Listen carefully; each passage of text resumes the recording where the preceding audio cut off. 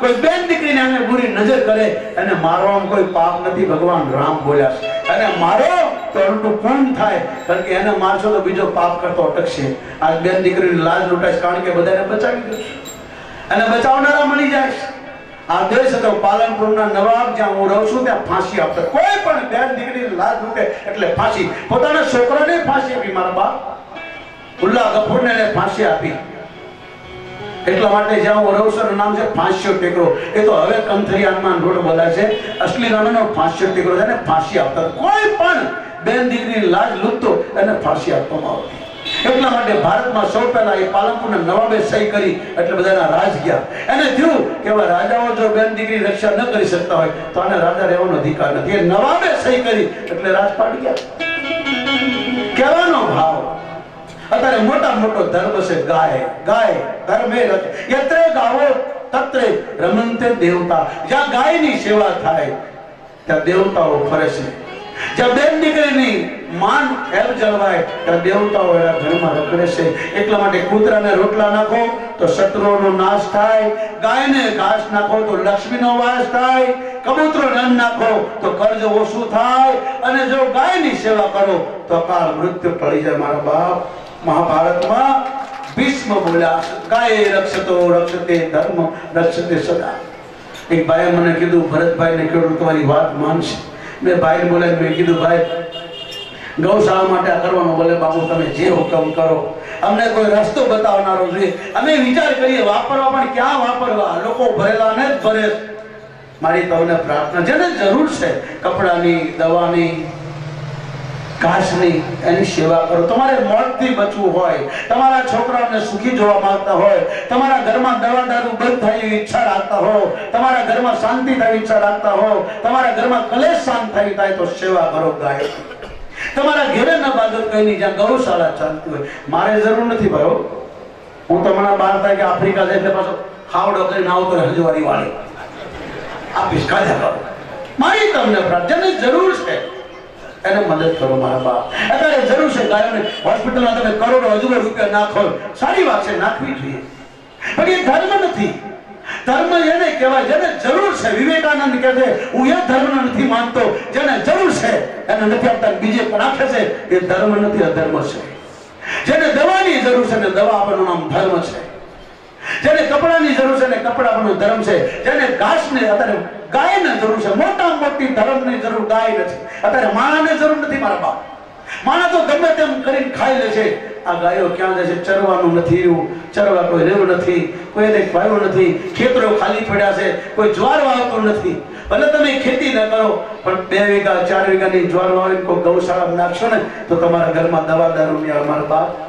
ઈશ્વરનું પાણી છે, ઈશ્વરની જમીન છે, આ ધરતી ભગવાનની છે મારા બાપ. તમારી મારી માં છે, મારી કરીને તો કેટલાય મરી ગયા, આપણે મરી જશું. એટલા માટે ભગવાન કહે છે હે જીવ સમુદ્ર વસ્ને દેવી પરવસ્તન મન લે વિષ્ણુ પત્ની નમસ્ત ગમ મમ પાદ પર્શ સમસ્ત. એ મારી પત્ની છે, તારી માં છે, વેચી વેચીને તું ક્યાં જઈશ? આ ધરતી કોઈની થઈ નથી, થવાની નથી મારા બાપ. માટે મારી પ્રાર્થના છે ખૂબ પૈસા કમાઓ, તમારા બાળકોને ખૂબ ભણાવો, ગણાવો, વિદ્વાન બનાવો, પણ મારી પ્રાર્થના સાથે દીકરીઓને લાડ લડાવજો. તમારી દીકરીઓને અત્યારે હર સમાજમાં દીકરીઓ ખૂટવા લાગી. બીજે નાગપતિલા મને ઇટલીમાં પૂછ્યું બીકોમ એટલે શું? લંડન વાળાએ તો પૂછ્યું તને જોવા, પણ ઇટલીમાં પંજાબ વાળાએ કીધું બીકોમ એટલે શું? એટલે બીજી કોમમાં ભાગી જાય નામ બીકોમ. આવું થવા લાગ્યું છે. અને જો ગાયની રક્ષા નહીં થાય તો 20 વર્ષ પછી તમારા ઘરમાંથી તમારી બેન દીકરીને લઈ જશે. તમારા ઘરમાંથી તમારી બેન દીકરીને ઉઠાવી જશે. કોણ તમને બચાવશે? ના તો મંદિરમાંથી ભગવાન બહાર નીકળશે, ના કોઈ તમારી બાપુ રક્ષા કરશે, ના તમારો કોઈ ગુરુ કામ આવશે. કામ આવશે તો ગૌ માતા કામ આવશે. મારા બાપ એની સેવા કરો. એટલું બોલાઈ રહ્યું છે તો તમારું લોહી કેમ નથી ઉકળતું મારા બાપ? તમારા છોકરાને કોઈ તકલીફ આવે તમને કેટલી તકલીફ થાય? તમારા છોકરાને એક્સિડન્ટ થાય તમે કેટલા દુઃખી થાવ? તમારા છોકરો બીમાર પડે તો કેટલા દુઃખી થાવ? આ ગાયોના છોકરાઓ બળી દે, વાસડાઓ કપાય છે. એ ગાયોની આંસુનો કોણ કિંમત કરશે મારા બાપ? એક સમય હતો કે કચરા પર ગધેડાઓ ચાટતા હતા.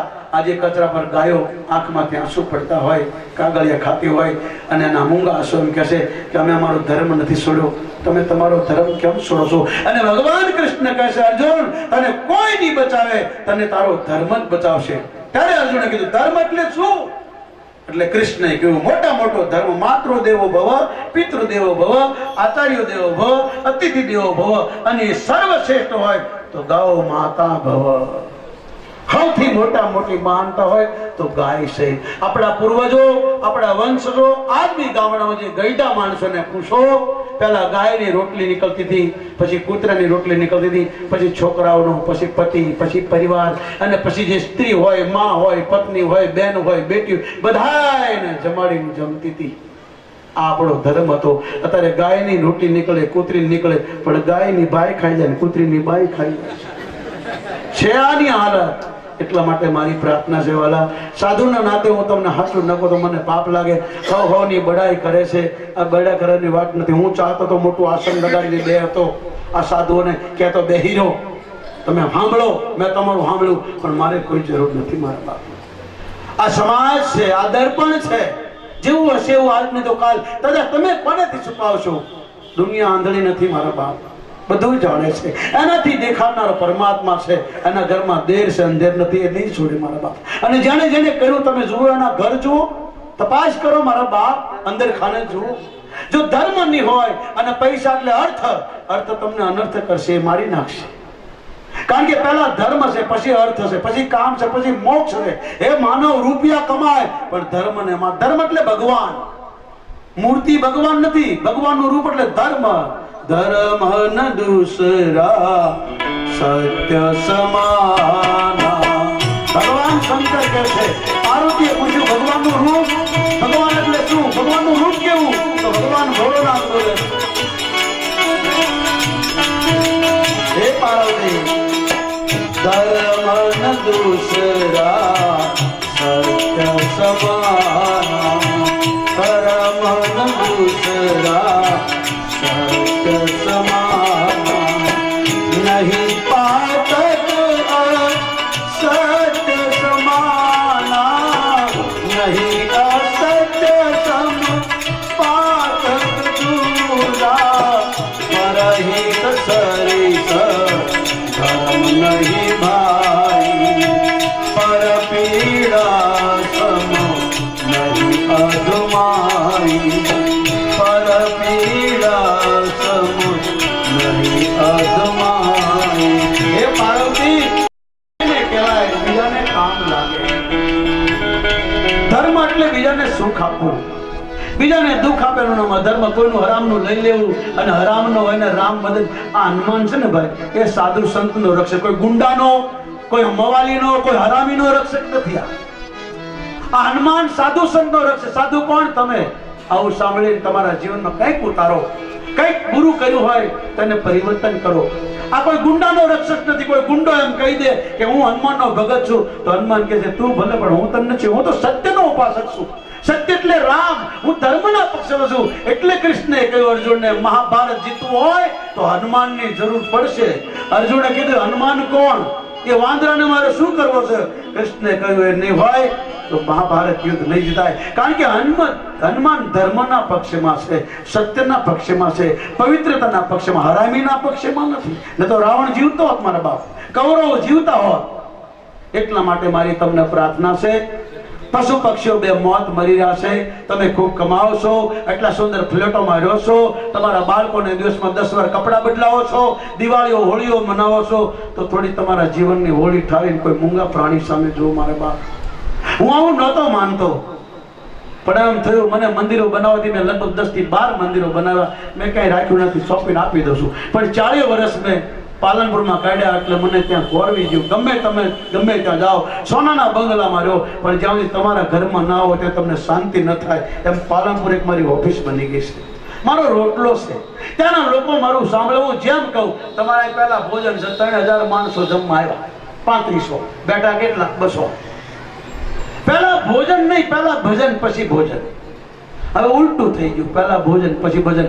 અને ભજનમાં કોઈ રસ નથી. હમણાં કોઈ તમાચા વાળાને બોલાવો, કોઈ ચોકસ વાળાને બોલાવો, દુનિયા ભેગી થઈ જશે. કારણ કે સુખદેવજીએ કીધું કે કળજુગમાં સાધુ સંતોને સાચું બોલનારને કોઈ માનશે નહીં. એને બુદ્ધો મળશે. ગાયો તરફ, સાચા તરફ કોઈની નજર નહીં ભાઈ. તમાશામાં લોકો ચૂંટણી હોય, તમાચું હોય, કોઈને નહીં કેવું પડે બેહજો બેહજો, મફત ખવડાવીએ, મફત બોલાવીએ, ભાઈ બાપા કરીએ તો લોકો પાસે ટાઈમ. હમણાં તમાચો કોઈ હોય તો કેવું ન પડે, ગમે તેમ ઘૂસી જાય. એની પહેલા બે છે કલાકાર કથાકાર, પછી આવે છે, પહેલા ગૂંઠવાય છે, જગ્યા જતી. અને જે સાચા રાડું નાખે એનું કોઈ હમણાં સાચા હોય છે બેઠા, તમે એકલા જ બેઠા છો. કોઈ નાસ્તિક નથી, પણ દુર્ભાગ્ય દેશના જમણવાર ગમે ત્યાં હોય, જમણવાર એટલે બધા જમાડવું બહુ મોટી વાત છે મારા બાપ. અન્નનો રોટલાનો ટુકડો ભગવાન ઢુકડો એ આપણા સૌરાષ્ટ્રની ભાષા છે.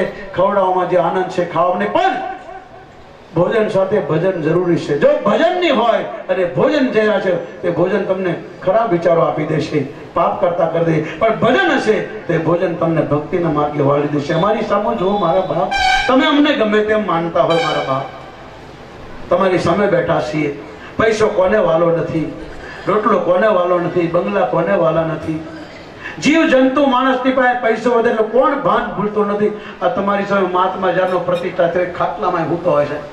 નહીં તો આ મહાત્મા ચાહે તો ત્યાં એર કન્ડિશનમાં હોઈ શકે, ઉપર સુઈ શકે. કોના માટે બનાવ્યું? તમારા માટે. એના જેટલા લોકો છે તમે કદાચ જાણતા નહીં હોય દૂરથી, બાકી જે રહેતા છે દર્શન કરીને પૂછો કે જે મહંત છે અહીં ખાટલો કાઢી હોતો હોય છે. આ મોટો ગુણ તમારામાં લેવા જેવો. સમજો, સાધુનો દીકરો છે, અતિશય યુવાન છે, પણ જેટલા હતા ને પૂછો જ્યારથી પ્રતિષ્ઠા થઈ આ મહાત્મા ખાટલા પર હોતો હોય. એ તો ખતરો બી હતો, ખતરો છે, છતાં અમને કોઈ ડર નથી. કારણ કે અમારા બે હાથમાં લાડુ છે. ધર્મ માટે જીવીએ છીએ, ધર્મ માટે મરવાનું છે. કાલ કોઈ ગોળી મારી દે તો અમને કોઈ પરવા નથી, કારણ કે અમે જીવતા પિંડદાન આપી દીધું છે. એટલે હવે અમારે કોઈ ડરવાની જરૂર નથી. સાચું ન કહીએ તો પાપના ભાગીદારી. સાપ ફૂટાડો ના મારે તો સાપ નહીં, અને સાધુ સાચું બોલે તો સાધુ નહીં, અને સિંહ જો બોલે તો સિંહ નહીં. એટલા માટે સંતો આપણને જગાડે, માં આપણને સુવડાવે. મારા બાપ, જનેતાનું કામ છે તમને સુવડાવવાનું, સાધુનું કામ છે તમને જગાડવાનું. જે આપણને જગાડે, સાચી વાત કે સાચું બોલે, ભલે કડવું. હું જો કે કડવું બોલતો નથી, કદાચ તમને કડવું લાગતું હોય. વાંદરાનો પૂજારી વાંદરા, જો હનુમાન આવો કડક જ હતો, એની માન પૂછો, ભાળી તમે માન મને પૂછજો તારો છોકરો કેવો કે હનુમાનના પૂજારી હનુમાન જેવો. હનુમાનનો પૂજારી ચરિત્રહીન ન હોય, પાખંડી ન હોય, ઢોંગી ન હોય, આડંબરી ન હોય, દંભી ન હોય. કોઈ પણ બેન દીકરી એમ કહી શકે બાપુ મારી આંખમાં આંખ નહીં. એવું બ્રહ્મચારી નથી, પણ એક બ્રહ્મચારીનો દાસ છું, મહંત બી નહીં. તમે જો મહંત પૂજા ન કરે, એના ચેલાઓ કરતા, પણ તમે મને જીવ છો ત્યાં દેવું, જ્યાં સુધી અહીં આવીશ તો તમે મને આરતી કરતો જોશો, હવન કરતો જોશો, કારણ કે મારું કર્મ છે. હું મારો ભૂતકાળ નથી ભૂલ્યો. ભગવાને મને તમારી કરતા 10 ગણું શું કહે, હું શહેનશાહનો શહેનશાહ છું. અત્યારે કોઈ રાષ્ટ્રપતિ, પ્રધાનમંત્રી એવો કોઈ માણસ સુખી નહીં હોય જેટલું મને સુખ મારા હનુમાન આપ્યું છે. તો મારું કોઈ બેંક બેલેન્સ એટલું નથી, મારી પાસે કોઈ જમીન જાગીર નથી, મારી આગળ પાછળ કોઈ નથી, મારો કોઈ રૂપિયા વાળો ચેલો નથી. 40 વર્ષ આમના મેળા ફરીએ છીએ. કોઈ 2 મહિના, કોઈ 4 મહિના, કોઈ 12 મહિના, કોઈ વર્ષ. કોઈ ખાઈ ગયો, કોઈ લૂંટી ગયો, કોઈ બનાવટ કરી ગયો, કોઈ દગો કરી ગયો, કોઈ ઉપાડી ગયો. મારું કાંઈ બગડ્યું નથી, મારું આમ નામ ચાલે છે. કારણ કે અમારું ગાડું પરમાત્મા ભરોસે છે. માણસ કોઈ બી કશુશ કરે, 1 કરોડપતિની દીકરી એના બાપને કે પિતાજી એટલા બધા રૂપિયા શું કરશું? એટલે એનો બાપ કે બેટી તું કે કરી દઉં, આપણી પાસે એટલા રૂપિયા તું જે માગે તે લાવી દઉં.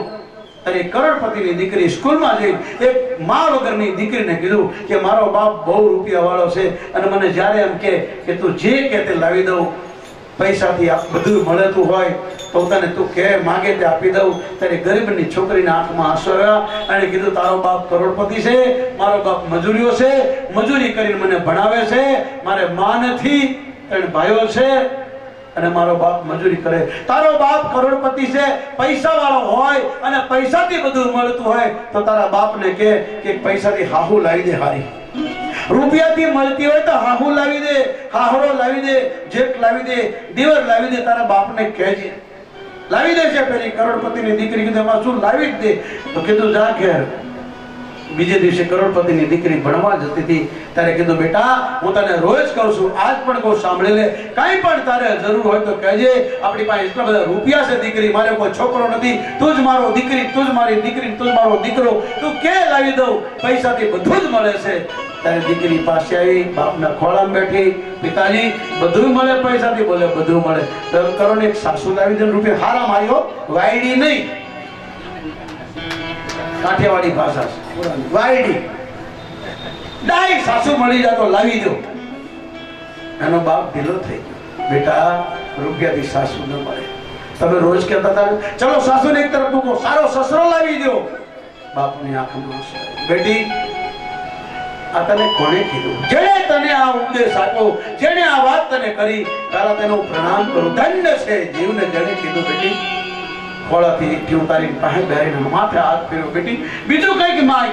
બોલે પિતાજી સાસરો ના મળે. બોલે ના તો જેઠ લાવી દો, દેવર લાવી દો, નણંદ લાવી દો. જો રૂપિયાથી મળતું હોય ત્યારે બાપે આંખમાં આંસુ આવી કીધું બેટી બધું રૂપિયાથી મળે પણ સાસુ રૂપિયાથી ન મળે, સસરો ન મળે, દેવર ન મળે, નણંદ ન મળે, જેઠ ન મળે, જેઠાણ ન મળે. પણ એક વસ્તુ જો હું કહું તું માની લે, બાપના ના દે તો આ બધું તને મફત મળે. ત્યારે દીકરી કોઈ શું બોલે? કોઈ હારો ધણી ધારી દે એટલે સાસુ મફત આવે, નણંદ મફત આવે, જેઠાણી મફત આવે.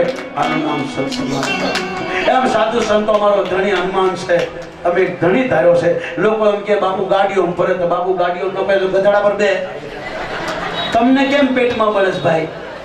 જેણે 10 લાખની ગાડી આપી છે